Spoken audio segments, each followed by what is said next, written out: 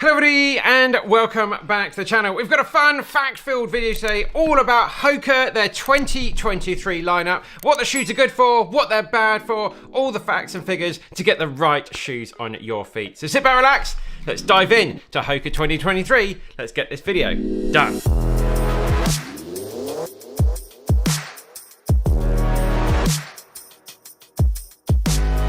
So today we're going through 6 of the mainline HOKA road shoes. We'll be talking about the Rincon 3, the Clifton 9, the Mach 5, the Bondi 8, the Mach X, and the Rocket X as well. We're going to go through my likes and dislikes for each shoe, and most importantly, what they are good for. And yeah, I do know there are a few other very niche products in the range that HOKA have. Today, we're just going to concentrate on the main line ones, the ones that the vast majority of people are going to be buying. And just before we start, guys, I bought these shoes 100% with my own money off various websites here in the UK, so we can give you that completely impartial, unbiased view of the shoes. Right, let's get stuck in. The first one is the HOKA Rincon 3.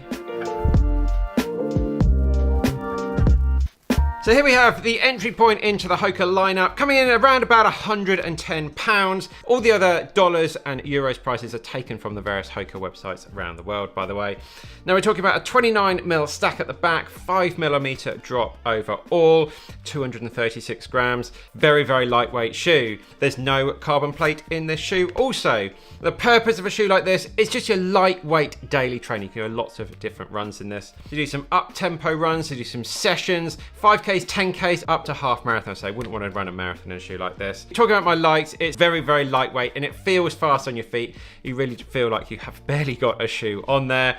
The price and value is fantastic at that sort of just over £100 price point. You've got some great value there for the versatility on offer. And finally, fantastic lockdown. Love the upper here. Your feet are feeling really nice and secure in the shoe. What I don't like about it, so far the durability hasn't been fantastic on the shoe. Just getting a little bit of extra wear and tear, and looking at some other reviews and what people are saying, durability is a bit of an issue. So I'd gauge around 400 to 500 miles. Right, let's move on to its bigger brother, the Clifton 9. Right, so the Clifton 9, I did have this shoe earlier this year, but I've since sold it to buy some other shoes. So this is coming in around about £130 here in the UK. 32mm stack at the back of the shoe, giving a 5mm drop overall and 312 grams. Very much HOKA's classic daily trainer, the shoe to do it all in, and there's no carbon plate in this shoe.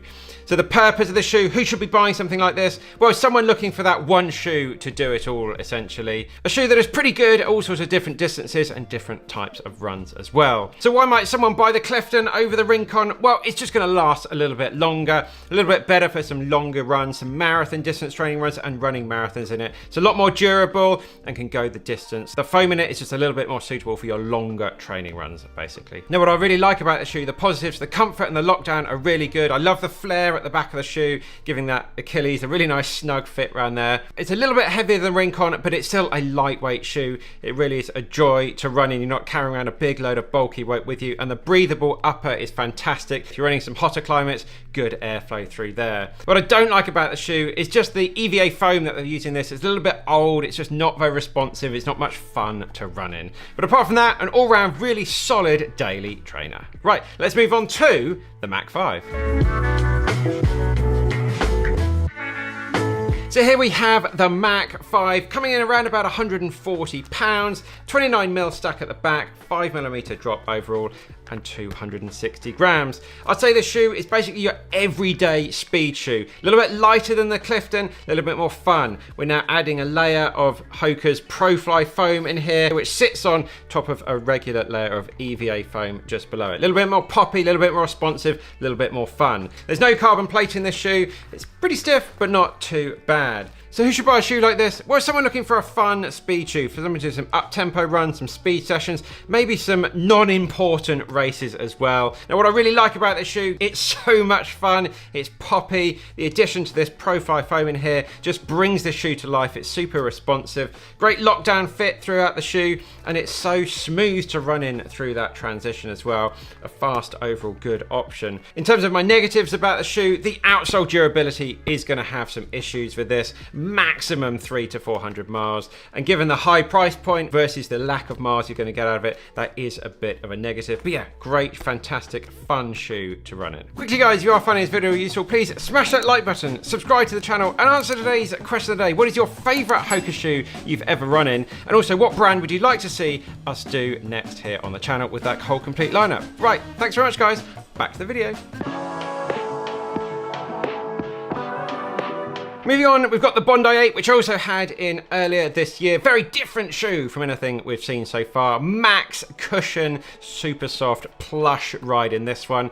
Coming in around about £150, 33mm stack at the back, 4mm drop overall, and 380 grams. Very heavy. And finally, there's no carbon plate in the shoe. HOKA did make a carbon plated version called the Bondi X. It was pretty awful. Less said about that, the better. So who should buy a shoe like the Bondi? Well, someone looking for a very comfortable shoe to do a lot of long distance, your big miles. Ultra runners love this shoe. It's super plush, super squidgy, super soft. You can get some big miles done while looking after your body sensibly. In terms of my likes, it's pretty responsive given just how soft and cushy it is. As I said earlier, it is super comfortable. The lockdown in this is really nice. It's had no issues with any sort of blisters or hot spots or anything like that. And my final like is the surprising amount of versatility you can do in the shoe. Yes, you're not going to be doing your big races in it, but if you want to go out for a nice long marathon training run, get up to marathon pace, this shoe will be fine and it will look after your legs really, really well. What I don't like about the shoe, it's very, very heavy. 380 grams is pretty crazy on the weight. It's also a little bit on the narrow side as well, although you can spec it in some wider options if you have particularly wide feet on the HOKA website. Moving on to the HOKA Mach X, a brand new shoe. HOKA are calling an everyday speed shoe. This sent me back £160 here in the UK. 39mm stack at the back of the shoe, 5mm drop overall, and 307 grams in total weight. There is a plate in the shoe. It's a P-Bax plate, and yeah, not too stiff. One of the more lighter weight plates as they go. It is a little bit confusing why they called this the Mach, because it's so different from the Mach 5. In terms of the plate they've now added, it's a lot bulkier, a lot heavier. It's essentially a speed shoe, some for your faster sessions, your up-tempo runs, and just an everyday race shoe as well for the vast majority of people. So who should buy a shoe like this? Well, someone looking for that plated daily trainer, basically. One that's going to be comfortable for your long runs, that you can use it in combination with like a dedicated all-out carbon racer, or just a shoe that you can use for all your everyday training. So talking about what I really liked about this shoe, it's super stable and very responsive. Love the rocker shape at the front of the shoe here. It's just such a smooth, comfortable, joyous shoe to run in. Really gets you up on your toes really nicely, gets your legs circling underneath you. It's really, really good fun to run in.